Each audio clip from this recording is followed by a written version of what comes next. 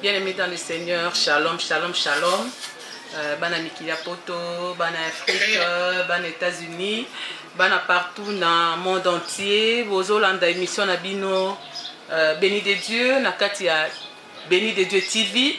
Où est la chaîne Nabino Asika na YouTube. Nous sommes déjà habitués à Kotala Yango avec le pasteur évangéliste Ernest Mongou.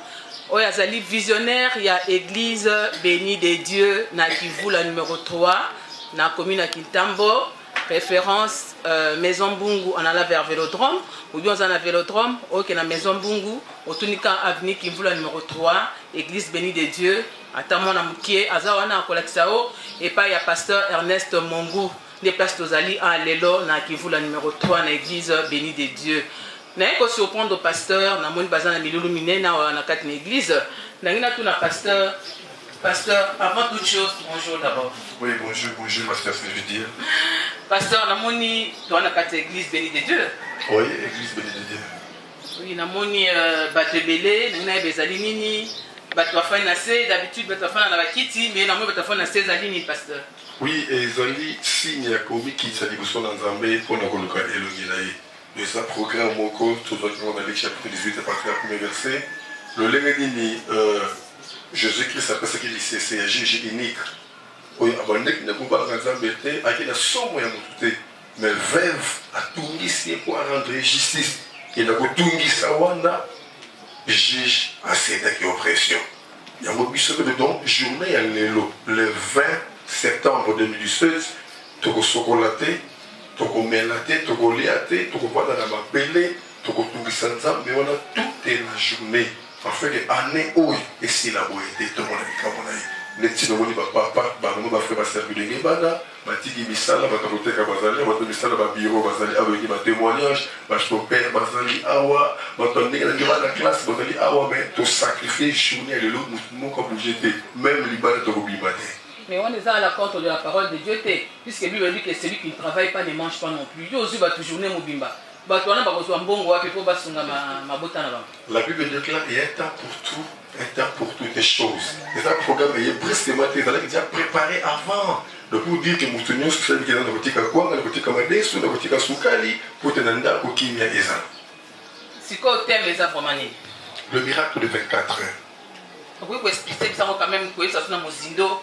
Miracle à 24 heures, pour quelqu'un qui te prend comme ça, comme ça, vite là, on comprend dans mon délire. Rien que toi, la journée Moko Yamabo de Libuso Nanzan, un jour à 24 heures, raison pour laquelle tu as dit qu'il y a 24 heures, tu commandes dans le Boko Nzambé. Mais quand mon Nzambé Rosalema, Yango tu intitulé Miracle de 24 heures.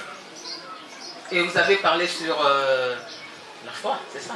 Sur la foi, la persévérance de la foi. Et Bandaki na la chaîne sur la télévision, Béni de Dieu TV 100% Jésus, la prière c'est jusqu'à la mort. La prière c'est jusqu'à la mort. Raison pour laquelle journée elle est l'eau, tu peux s'y envoyer pas en bon, on a vraiment eu ça, bateau basé sur place, puisque on va sur place, parce qu'on bénéficie d'un belé. Pour les alliés, miracle à 24 heures. Je nous devant le Seigneur, c'est beaucoup. Comme lui-même l'a dit.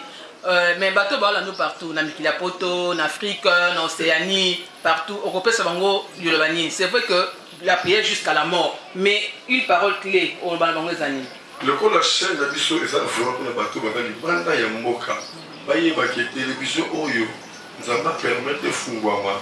Rien que pour na kolengi sabango, pe ko bonde la elongo na bango. De prévoir que samedi au na 19h30 on a émission et le gars en direct na YouTube. Gloire à Dieu, donc belé pour s'abonner, donc on est en direct, on peut s'abonner sujet, donc on de la Konabango, puis le Koloboya, on a tout ça, mais d'abord une intercession, la prophétesse Esther Mongou, parce que il y a Esther Mongou, je crois que mon mec qui est dans cette télévision, comment on a eu en live, il y a un bon là à côté, donc ça chaîne très chrétien, 100% Jésus Christ. C'est vrai, ils allaient 100% Jésus Christ, partout, au besoin de Mikilia Poto, partout, dans Londres, na France, na Belgique, bolanda partout, où ils allaient Béni TV 100% Jésus. En la carte télé, où on a Yesu. De l'homme soit attendé, Yesu a délivré ndenge ça saka ba miracle bino pe boza partout boya bo benga ba numéro oyo ya mosala na nzambe eza na se soko za na problème oye pe sur place ata na église na béni de Dieu ou bien obengi même de loin pasteur pe asambelaka pona biso nyonso surtout que pasteur abengami pona délivrance des nations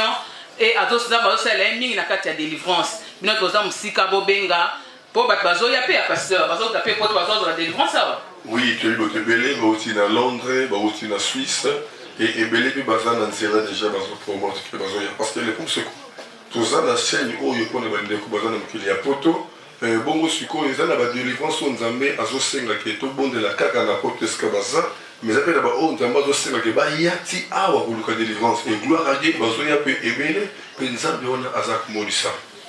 Pasteur, question monsieur Pato a posé que c'est vrai qu'il y a des pasteurs généralistes.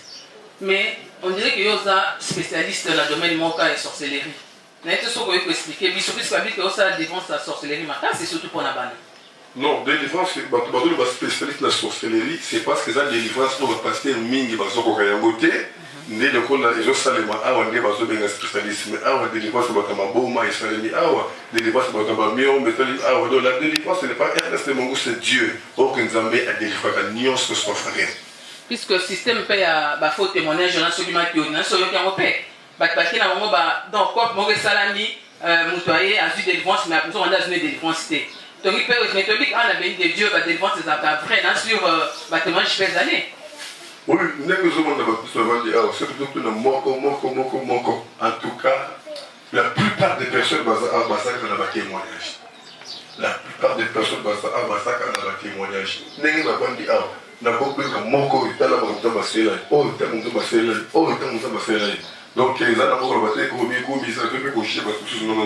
nous avons béni un message de repentance et après si nous avons des guérisons miracles il y a mon émission et merci beaucoup pasteur tout le monde dit que c'est vraiment très profond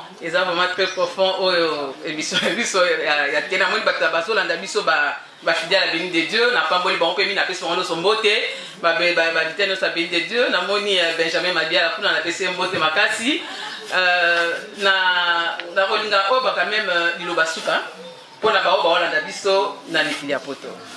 Oui dans mokili ya poto chaîne na bino yango nzamba pesi biso vous s'abonner chaque semaine toujours côté ça au moins 3 émissions chaque semaine au moins 3 émissions.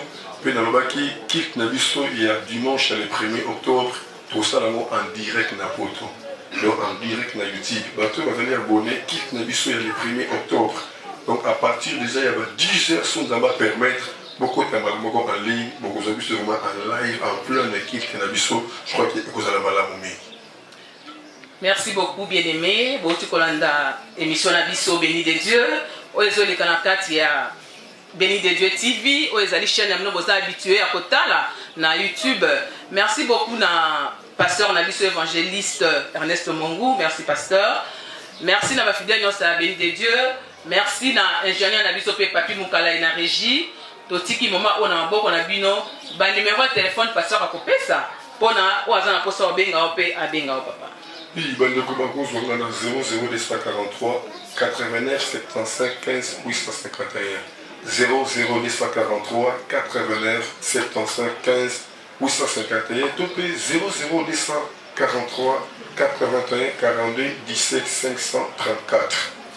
Merci beaucoup papa na lingo pesa ba landi na obayi po ilo za maître liloba. Oui, nzambe azolo kumu yende maître liloba yende maître nyonso na zo interpréter ka nzamba zo pesa ngai. Nzambe nanga pambola bino vous allez brancher la chaîne so bénédictive ça pour ça Jésus. Chaque semaine, 3 émissions et ce côté, bon, la langue est molli, mon biso, mais je crois qu'il y a beaucoup de là, te citer. Ça me n'a pas partout, mais ce que vous retrouver. Bye bye.